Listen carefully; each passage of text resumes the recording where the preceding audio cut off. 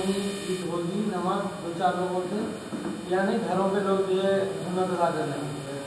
देखिए, मसाजिद में तो अपने अपने आइम्मा अदा करेंगे, उनके 4-6 मुसल्ली जो भी आएंगे उनके साथ वो अदा करेंगे। लेकिन जो हजरात को मस्जिद में जाने से, क्योंकि सख्तियाँ एक दिन इजाफा कर देंगे वो लोग, क्योंकि हमारे हर अमल से उनको दुख वो तकलीफ़ पहुंचती है, तो लाजमी है ईद से एक दिन पहले वो लोग सख्ती ज़्यादा कर देंगे, और वो सख्ती में हमको मसाजिद के सामने ही ज़्यादा लोग पुलिस को खड़ा कर दे रहे हैं। तो आप कुछ हुकूमत से मुतालबा करेंगे कि अपनी मस्जिद खोलने के बाद? देखिए, डिमांड कर सकते थे, किस सूरत में, जबकि ये वायरस नहीं होता। वायरस के बावजूद भी वो दलील वो नहीं है, वहाँ जाने वाले सब वैसे ही रहते, अपनी सफ़ों में आने वाले वो वैसे नहीं रहते। घर में अदा करने के बाद से बोला जा रहा ईद की नमाज घर में जी। अदा करने का, तो शरयन देखा गया तो ईद की नमाज घर में अदा ही नहीं होती। और उसमें साफ अल्फाज में उन्होंने लिखा है कि अगर आपके घर में 3-4 लोग जमा हो जाते हैं तो आप ईद की नमाज अदा कर सकते हैं। 3 आदमी से ज़्यादा होना ज़रूरी है। क्या माना ये है ना, 4 आदमी होना ज़रूरी है। 4 आदमी हो तो ये आप कर सकते हैं। वो चाश पर ये बोल के है ना, शुक्राना अदा कर लेना है कि अल्लाह ने हमको रमज़ान गुजारा। अब कपड़े ख़रीदने वालों से मेरी सोच है, मैं ये सोच रहा हूँ, कपड़े ख़रीदने वाले क्या ये यकीन है कि ईद तक रहेंगे?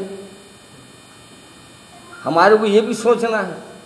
आजकल तो सुबह में मिल रहे हैं, शाम में खबर गलत आ रही।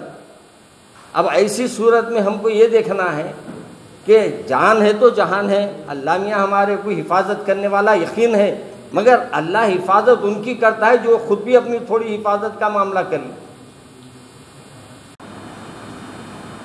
क्योंकि जुम्मतुल विदा, फिर ईद का मौका करीब आ रहा है और इस सिलसिले में मुसलसिल फ़ोन आते जा रहे हैं कि इस सिलसिले में आप हजरात का क्या फ़ैसला है।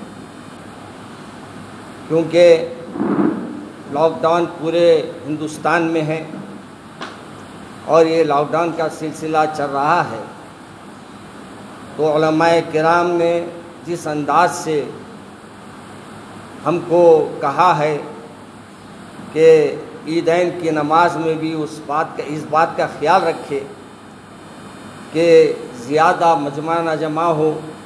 2 से 4 आदमी, 3 आदमी जो इजाज़त गवर्नमेंट दी है उसी बुनियाद पर आपको नमाज अदा करनी होगी। और साथ में हमारे उलमाए किराम ने ये भी कहा है कि अपने घर के अंदर भी आप ईद की नमाज अदा कर सकते हैं और उसके बाद अगर खुतबा कोई देने का अहल है तो वो खुतबा भी दे सकते हैं।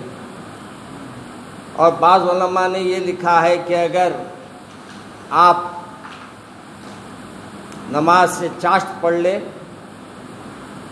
तो वो भी काफ़ी हो जाएगा। तो हमारे को आपके सामने आने की ज़रूरत इस बात से पड़ी क्योंकि हमारा बयान तो अखबारों में शाये हो चुका है ऑलरेडी, लेकिन आज आने का मसला इस बात से ज़रूरी था कि मुसलसिल जो है कर रहे, यही पूछना चाह रहे थे कि आप क्या फ़ैसला कर रहे हैं आप लोग।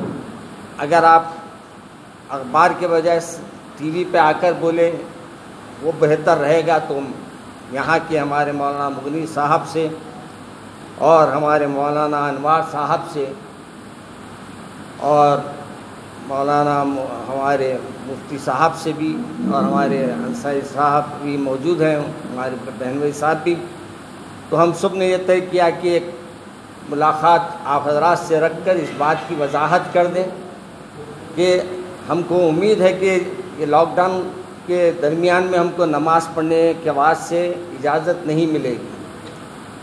अलबत्ता इतना ज़रूर है कि कोई भी ऐसी हिमाकत ना करें कि जिससे आप लोगों पे केसेस बुक हो। और आज मुसलमानों को मीडिया बदनाम करने पे लगा हुआ है।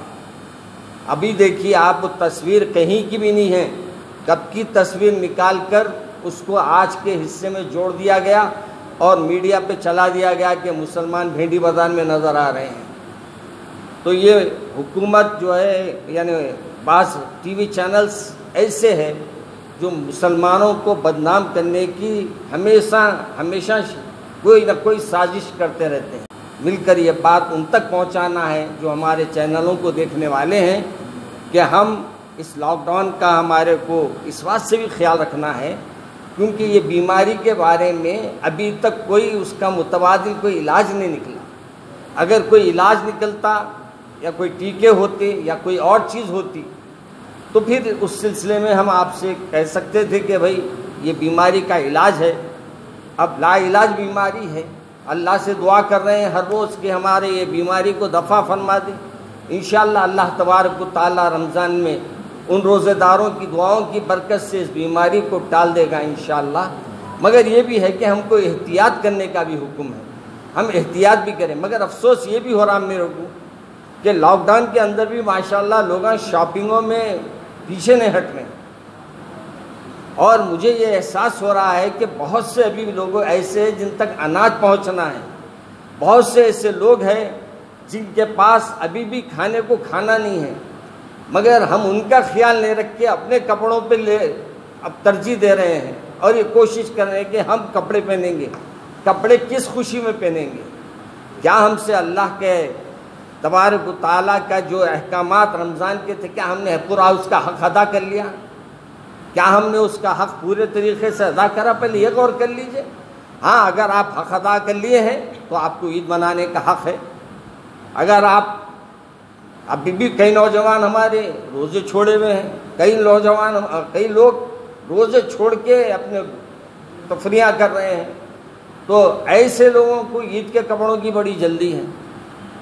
میں ہمارے وہ تمام لوگوں سے جو عید کی شاپنگ کر رہے ہیں کریے, میں نہیں انکار کر رہا ہوں میں, مگر اپنے کو بیمار ڈال کے شاپنگ کرنا کیا ضروری ہے؟ اپنے کو مصیبت میں ڈال کے بیماری کے اندر ڈال کے شاپنگوں پہ جا کر وقت کو برباد کرنا. اور جو موقع اللہ نے لاک ڈاؤن میں ہم کو دیا ہے, کثرت سے قرآن پاک پڑھی ہے, زیادہ سے زیادہ اللہ کے سامنے سجدریز ہوئیے اور اللہ کو منانے کی کوشش کیجیے. شاید یہی عمل ہمارے اللہ تبارک و تعالیٰ پسند فرما لے اور اس کی وجہ سے ہماری بیماریوں کو دور فرما دے. تو اس سلسلے میں آپ کو یہ زحمت دی گئی تھی, یہ دونوں باتیں آپ کے سامنے میں نے عرض کر دی ہے. بہرحال ہم کو لاک ڈاؤن کی اہمیت کو بھی سامنے رکھنا ہے اور اس سے سب سے بڑی بات یہ ہے کہ کسی کا جانی نقصان نہ ہو.